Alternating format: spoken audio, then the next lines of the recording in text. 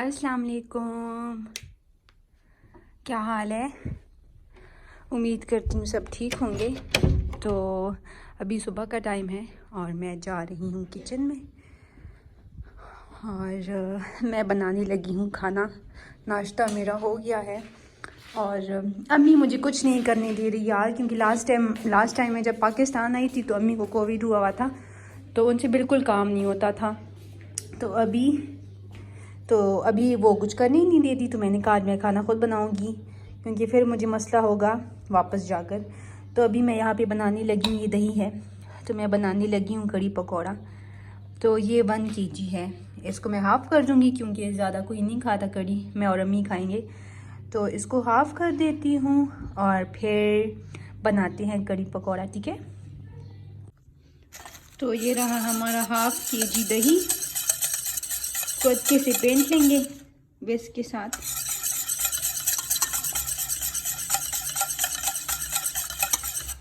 तो फिर इसमें डालेंगे ये वाले 2 स्पून बेसन के,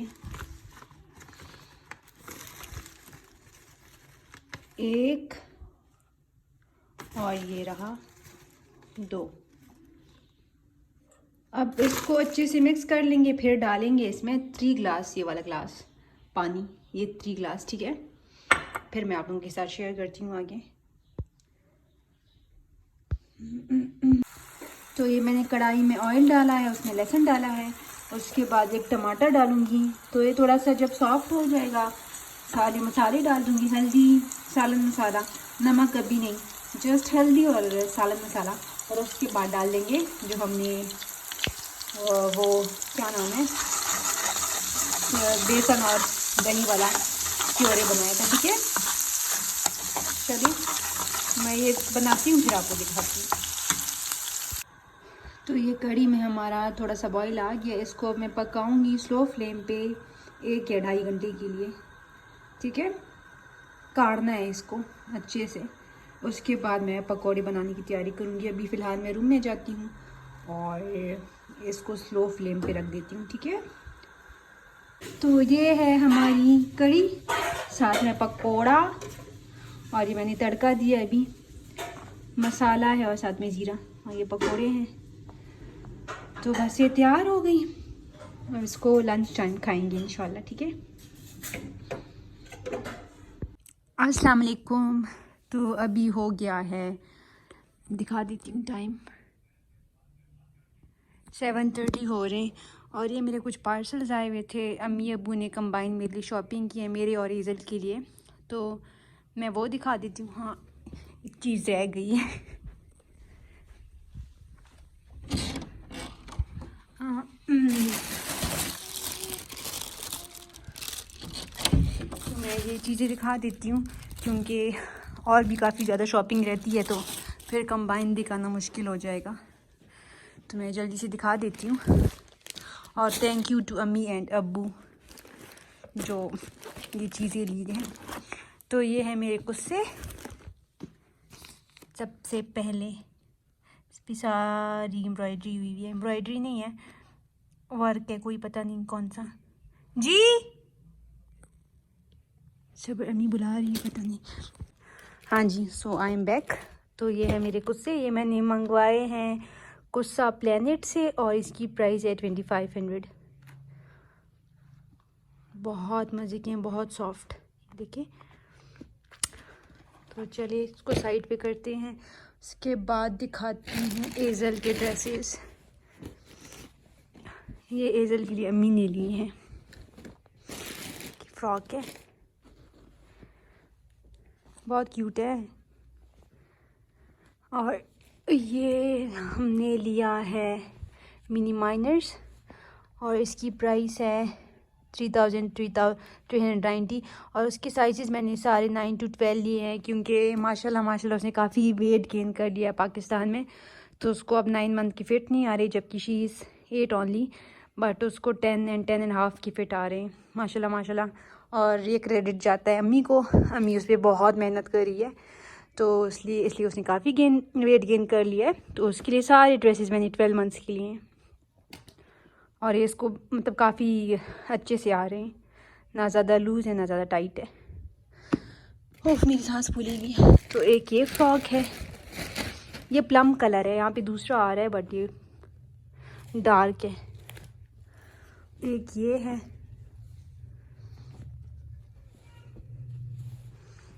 इसके नीचे स्वेटर है, शर्ट टाइप, ये स्लीवलेस है ना, तो नीचे ये होगा, ऊपर फिर ये फ्रॉक। और इसकी प्राइस है 2590। ये भी 9 to 12 मंथ्स। ये मैं कल इंशाल्लाह इसको पहनाऊँगी, फिर शायद दिखा दूँ। और ये है जीन्स, और ये भी 9 to 12 मंथ्स, और इसकी प्राइस है 6090। और साथ में एक मैंने विंटर समर्स का मंगवाया है, ये भी मैं दिखा दूँ। ये फ्रॉक है,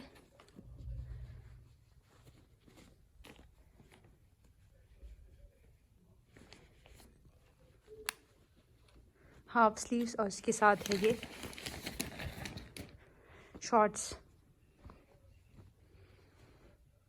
और इसकी प्राइस थी 12 समथिंग, 1290 आई थिंक। तो ये एजल का सामान हो गया। उसके बाद मैं दिखाती हूँ ये क्या है। हाँ अच्छा मैं दिखा दी इसको, मैं फिर हैंग करके दिखाती हूँ हैंगर में, ठीक है, ऐसे आपको समझ नहीं आएगी। एक ये फ्रॉक है, ये तो ऐसी समझ आएगी नहीं, फ्लेयर वाली है, फिर इसको मैं हैंग करती हूँ फिर दिखाती हूँ। उसके बाद ये मेरे ड्रेसेस है दो, ये बिन सईद के हमने काफ़ी ज़्यादा मंगवाए हैं, बाकी मैं शो करूँगी नहीं क्योंकि वो मेरे हैं नहीं, जो मेरे हैं वो मैं दिखा देती हूँ। तो एक ये ब्लैक,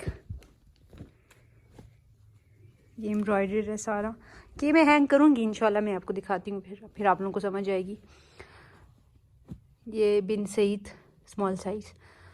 तो एक ये ब्लैक वाला है, इसके साथ ये ट्राउज़र है, और ये इसका दुपट्टा है लॉन के, क्योंकि मैं जब वापस जाऊँगी दुबई में गर्मी होगी अबू धाबी में, तो इसलिए मैंने लॉन के लिए ये लिया है। और दूसरा ये, इनकी प्राइस थी 4000 दोनों की, लाइक 4000 इसकी और 4 इसकी। एक ये वाला, ये भी बिन सईद का लॉन, और इसके साथ ये ट्राउज़र है, और ये इसका दुपट्टा है।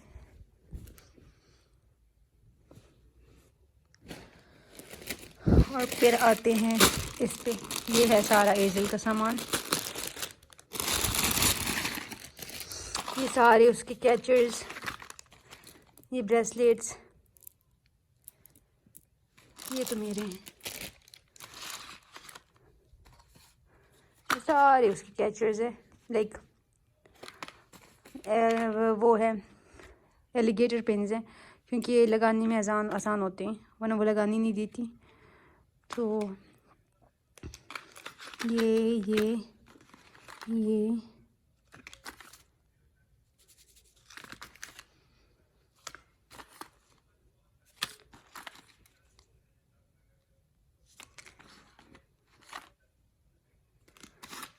तो ये सारा सामान हो गया। और ये मेरे हस्बैंड के लिए बनवाए हैं चप्पल, मेरे अब्बू ने, मेरे अब्बू भाइयों के लिए बनवा रहे थे, तो हस्बैंड का भी साथ ऑर्डर दे दिया था। यहाँ पे एक बंदा बनाता है, काफ़ी एक्सपेंसिव बनाता है बट क्वालिटी बहुत अच्छी होती है। ये मैं खोलती हूँ फिर दिखाती हूँ। तो ये है उनके चप्पल, और बहुत सॉफ्ट से हैं, बहुत ज़्यादा। इसकी प्राइस मुझे कंफर्म नहीं है, मे बी 8000 और समथिंग। तो ये उनके शूज़ हो गए, और अभी भी काफ़ी सामान रहता है। तो ये है एक फ्रॉक, इसको मैंने हैंग कर दिया इधर, काफ़ी बड़ा घेरा है इसका, और बाकी भी हैंग करके मैं दिखा देती हूँ, ठीक है।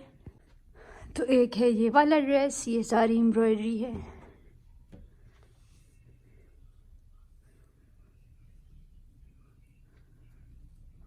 और ये इसकी स्लीव्स है, और ये इसके साथ दुपट्टा है, बहुत सॉफ्ट है।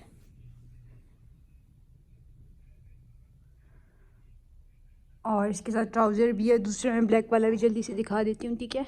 और ये रहा ब्लैक वाला, इस पर भी सारी एम्ब्रॉयडरी हुई हुई है। ये दामन है, ये स्लीव्स है, ये दुपट्टा इसका एम्ब्रॉयडर्ड है, ये सारी एम्ब्रॉयडरी है, और ये इसका दुपट्टा है। तो ये रहा सामान। बाकी मैंने एजल के लॉन के कपड़े मंगवाए हैं, तो वो फिर जब आएंगे रिसीव होंगे तो मैं आपको दिखा दूँगी। ये हॉल का हाल देखिए। तो चलिए अब मैं डिनर टाइम आप लोगों से मिलती हूँ, ठीक है। अल्लाह हाफिज़। अच्छा जी, तो ये सुबह का टाइम था और ये बकरी की खैरात सदका दिया था हमने एजल के लिए, तो बस वही कुछ हो रहा था। मैं तो सोई हुई थी, अब्बू को मैंने बोला था कि आप रिकॉर्ड कर लेना फिर, तो ये अब्बू अभी रिकॉर्डिंग कर रहे हैं। तो बस ये अब यहाँ पे कटिंग हो रही है गोश्त की, तो इसको बांटना था और बस अभी ये सब कुछ चल रहा था। सो ये काफ़ी सुबह का टाइम था, तकरीबन 8 बजे वो लोग आ गए थे। तो इस टाइम तो जाहिर सी बात है मैं सोई हुई थी, मैं 9:30 उठती हूँ। अस्सलाम वालेकुम। तो यह है हमारा नेक्स्ट मॉर्निंग और ये भी मेरा नाश्ता चल रहा है। और एजल की बकरी की कुर्बानी हो गई। तो ये मेरे हस्बैंड ने मन्नत मांगी थी कि अगर मेरी पहली औलाद बेटी हुई बिल्कुल सेहतमंद तो मैं बकरी की खैरात दूंगा।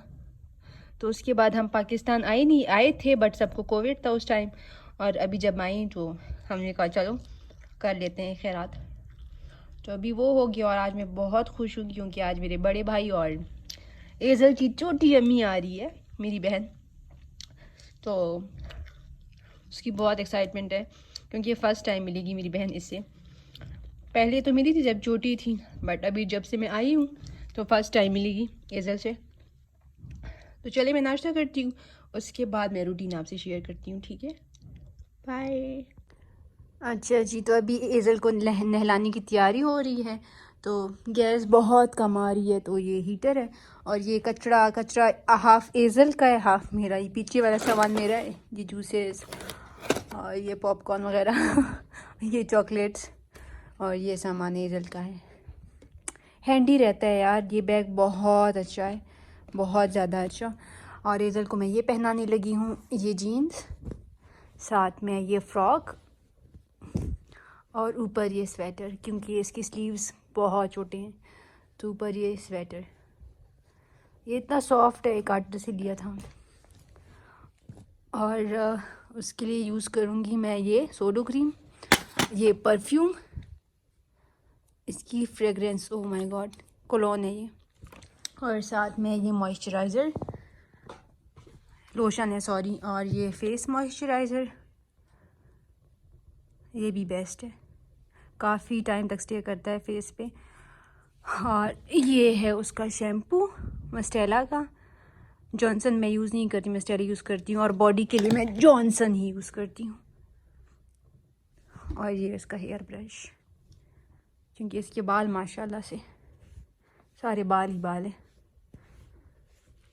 तो बस चले एजल को भी नहलाते हैं, थोड़ा सा ही रूम गर्म हो जाए, उसके बाद मैं आपसे मिलती हूँ, ठीक है। और बाथरूम तो मैंने दिखाया नहीं, सबसे क्यूट चीज़ इधर मेरी और एजल की फ़ाइट हो रही है इस पर, तो मैं ये दिखा दूँ। ये इतना क्यूट है यार, ये मैंने सेंटर पॉइंट से लिया था आई थिंक।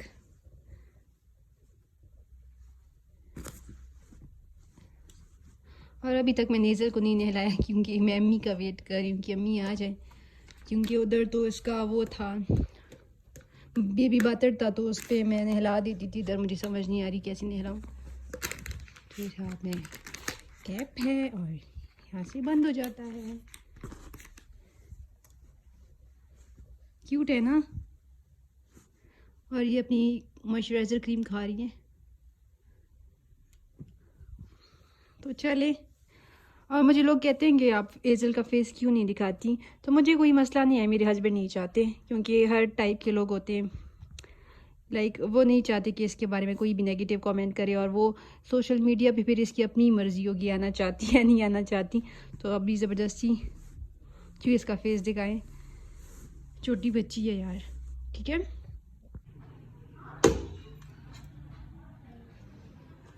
हाय। तो